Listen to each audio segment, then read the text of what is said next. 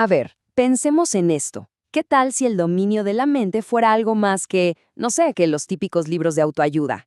¿Y si fuera una disciplina con raíces mucho más antiguas, incluso esotéricas? Bueno, para analizar esta idea nos vamos a sumergir en una fuente que es, la verdad, fascinante. Se trata de un documento sobre el poder mental, pero no de cualquiera, sino de una orden templaria de hoy en día en Chile. Lo que nos proponen aquí es una mezcla bien particular, ¿eh? Por un lado, filosofía ancestral, y por el otro, ciencia moderna. Todo para supuestamente desbloquear el potencial oculto que todos tenemos en la mente.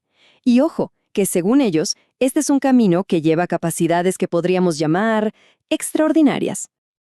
Y aquí es donde el texto nos lanza la pregunta del millón, la que va a guiar todo este recorrido.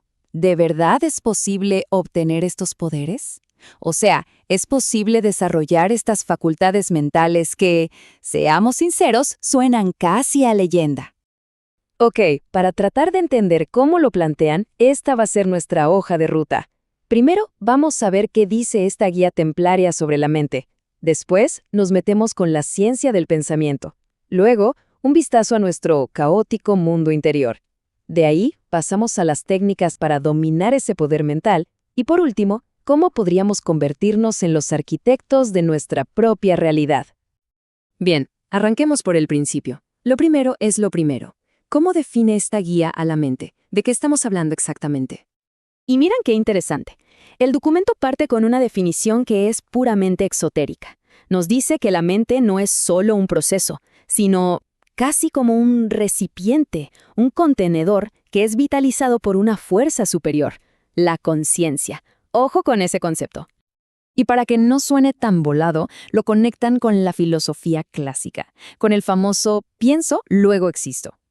La idea de fondo es que el pensamiento es esa fuerza interna, esa chispa que nos da el poder para vivir, para existir. Pero aquí viene lo que me parece más curioso de todo esto. Justo cuando estamos en el plano filosófico, ¡pum! El texto da un giro de 180 grados y se mete de lleno en la ciencia.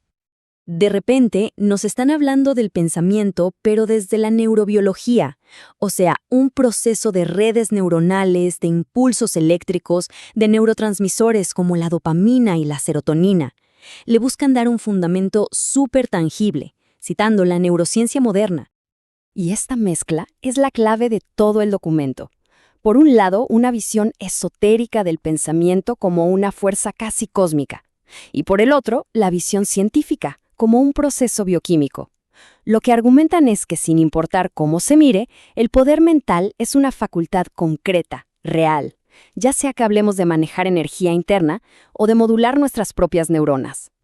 Bueno, una vez definido el terreno, la guía se mete en lo que identifica como el problema central para casi todos nosotros, el estado completamente caótico de nuestros pensamientos del día a día. Y para ponerle números a ese caos, citan un estudio del 2020.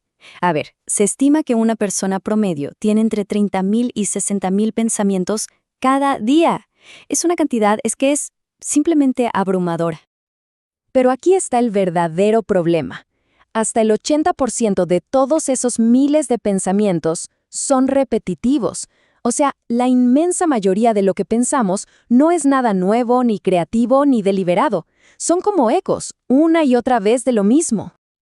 Para que entendamos bien la diferencia, la fuente nos presenta esta tabla que es súper clara. Por un lado están los pensamientos que llaman rumiantes, esos que son automáticos, que se repiten solos, como esa pregunta de ¿por qué dije eso? Nos atrapan en la ansiedad y la culpa. Y por otro lado están los deliberados. Esos son voluntarios, conscientes, son los que nos preguntan ¿cómo puedo mejorar? Esos nos mueven hacia adelante. Entonces, claro, la pregunta clave es, ¿cómo pasamos de un tipo de pensamiento al otro? ¿Cómo dejamos de rumiar para empezar a deliberar? Bueno, el texto dice que hay un conjunto de herramientas prácticas para lograr justo eso. Una de las técnicas principales que proponen es un proceso, digamos, en varios pasos. Primero, hay que identificar esos pensamientos repetitivos. Segundo, reconocerlos pero sin juzgarlos. Y tercero, y esto es lo importante, reemplazarlos a propósito con un pensamiento que ellos llaman creador Y para que el cambio se quede, usar técnicas como la respiración consciente para anclarlo. Y no es solo una técnica, ¿eh? La guía describe como un arsenal de métodos. Hablan de autoprogramación mental usando mantras, de visualización creativa, de algo que llaman transmutación de energía mental, en fin, varias herramientas que apuntan a lo mismo, reeducar al subconsciente y tomar el control de nuestro mundo interior. El principio detrás de todo esto es una idea muy poderosa. Dicen que los pensamientos son fuerzas que si se manejan bien pueden producir resultados magníficos. La idea es que dirigir los pensamientos de forma positiva puede, literalmente, fortalecer la salud, atraer energías similares y, al final de cuentas, construir la realidad que vivimos. Bueno, llegamos a la parte final. Y acá es donde vemos la consecuencia, el resultado profundo que propone esta guía. La primera gran conclusión, y quizá la más importante, es un cambio total de perspectiva. La idea es que no estamos a merced de nuestros pensamientos, no somos sus víctimas, somos sus arquitectos. Y usan una metáfora que me parece genial. Así como el escultor da forma al mármol, el pensamiento da forma a nuestra existencia. O sea que todo, cada acción, cada estado de ánimo, cada cosa que nos pasa, primero se origina en la mente. Para terminar de ilustrarlo, usan esta analogía. La mente sin entrenar es como un caballo desbocado. Nos arrastra, nos lleva al caos. En cambio, una mente dominada es como un corcel entrenado. Nos lleva con firmeza, con paz, directo hacia nuestras metas más altas. El viaje es pasar de uno al otro. Y el punto final es este. Pensar con nobleza, con una intención elevada, es sanar el cuerpo y el alma. La clave es entender que los pensamientos no son solo ideas abstractas flotando por ahí, son medicina o son veneno. Y lo que sea que elijamos, impregna cada célula de nuestro ser. Así que al final, la guía nos deja con esta pregunta, con esta elección fundamental. ¿La mente puede esclavizar o puede liberar? ¿Cuál camino elegir?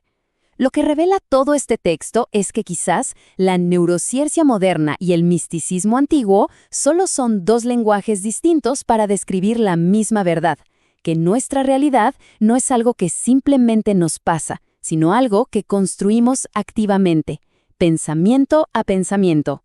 La decisión de ser esclavo o arquitecto es enteramente nuestra.